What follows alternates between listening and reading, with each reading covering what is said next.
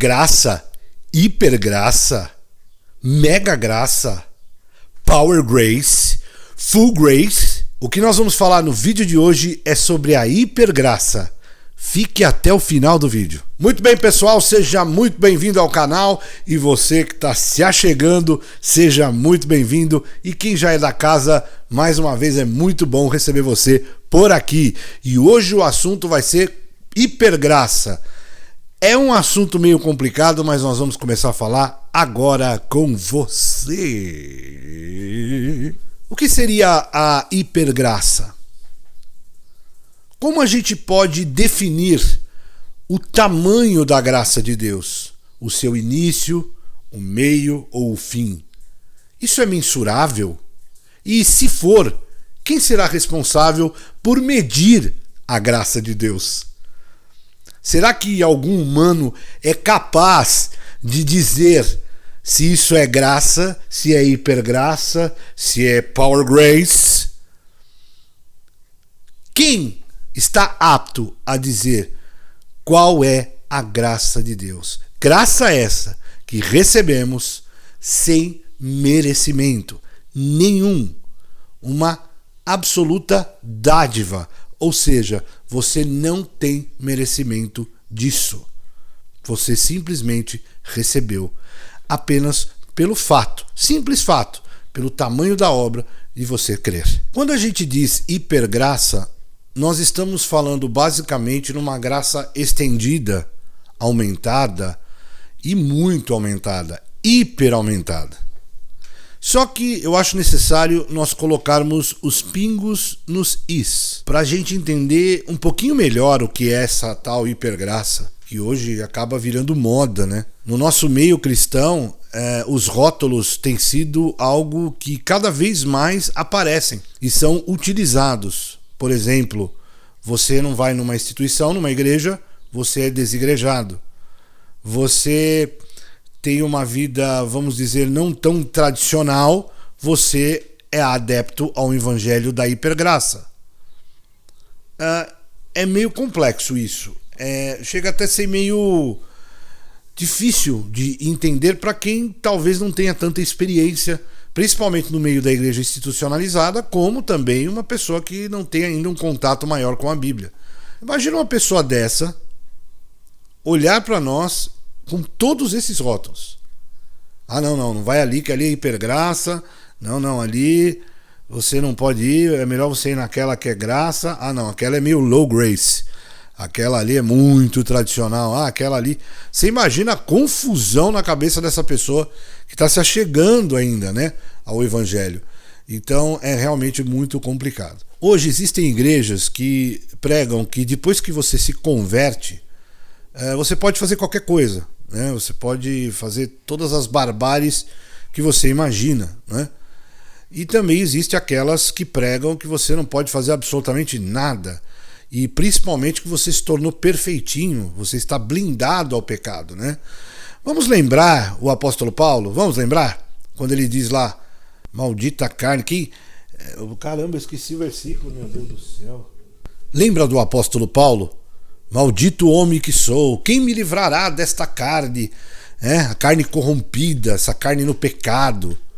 Fato é que nós estamos numa carne corrompida, uma carne de pecado, e que é livre e liberta pela graça de Deus em Jesus Cristo, pelo seu sacrifício, sua morte e sua ressurreição. Isso é básico. Então, pessoal, a gente tem que pensar muito nisso.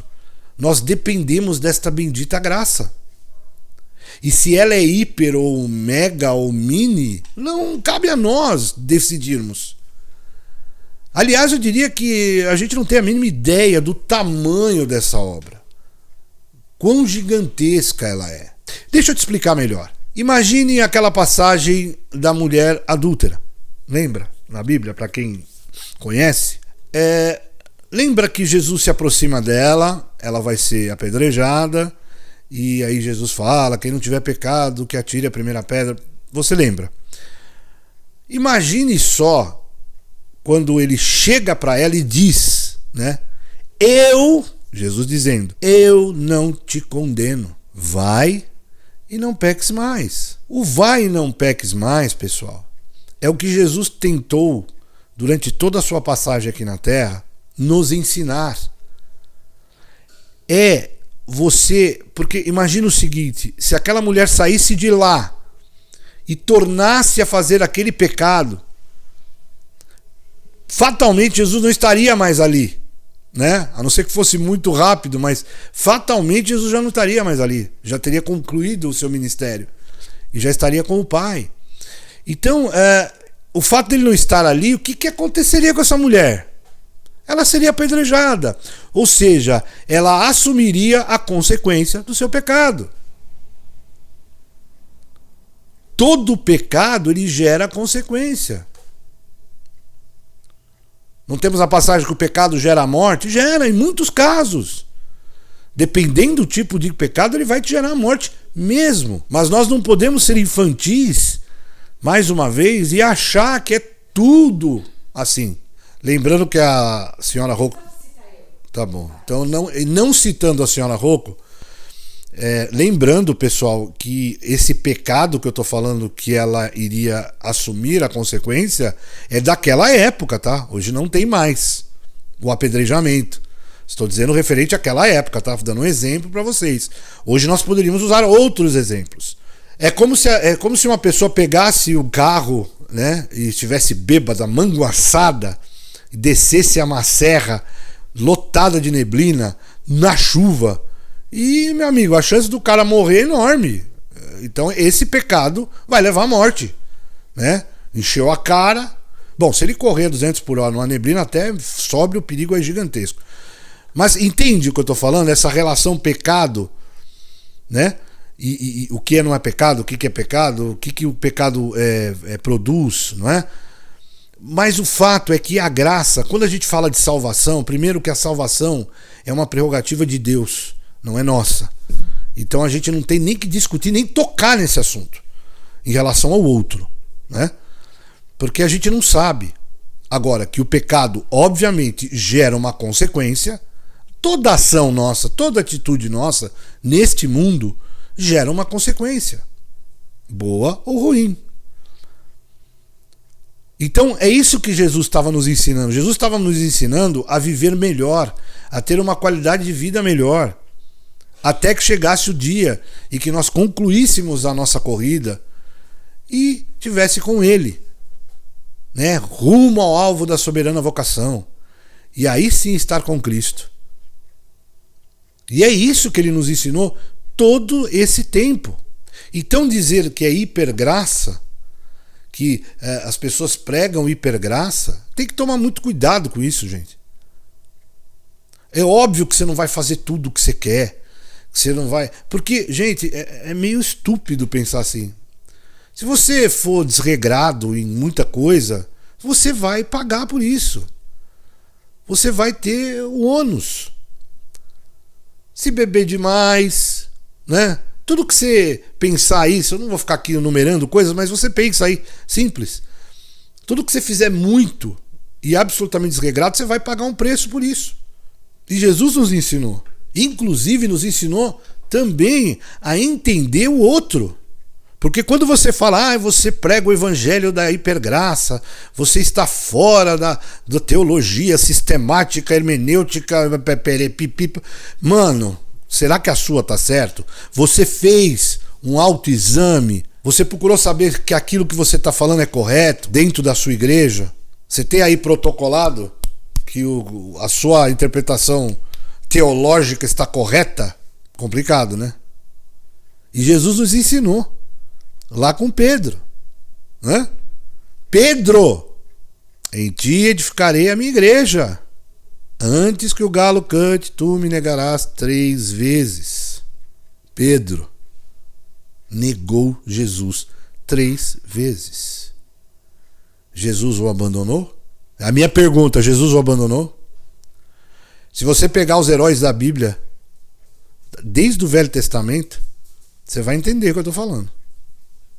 Davi, Salomão, e você quer ir nos apóstolos? Pedro.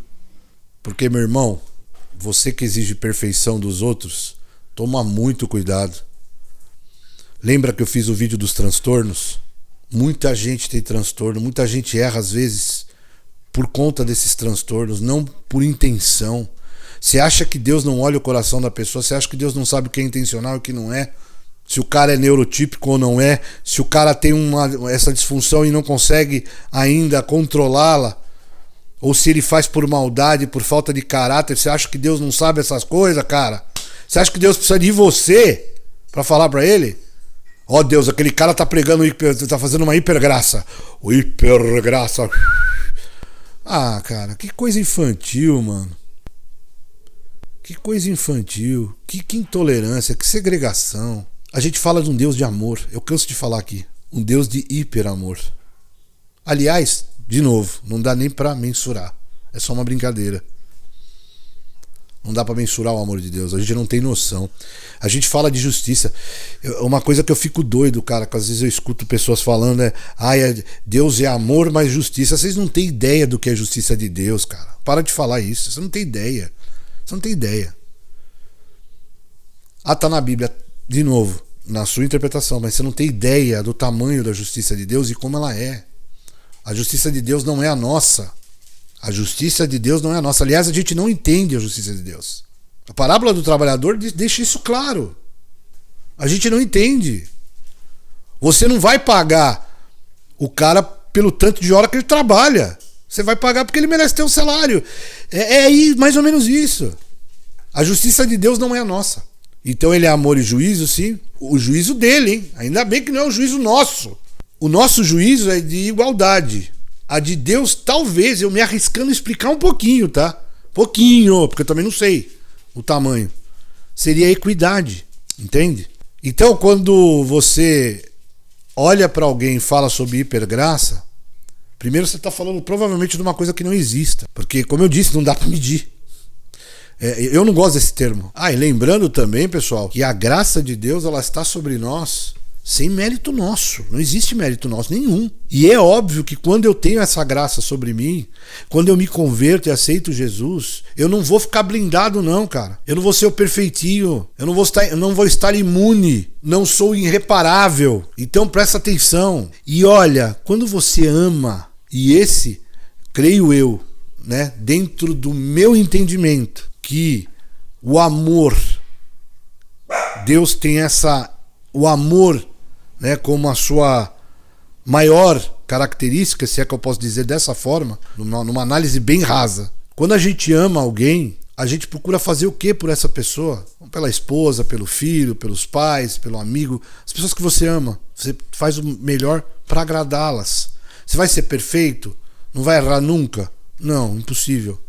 Mas você vai fazer o máximo para agradá-las. E quando a gente se converte, qual é o nosso desejo? Fazer o máximo e o melhor para agradar a Deus. Para agradar a Deus, para nos agradar. Amar o próximo como a nós mesmos e nos amar.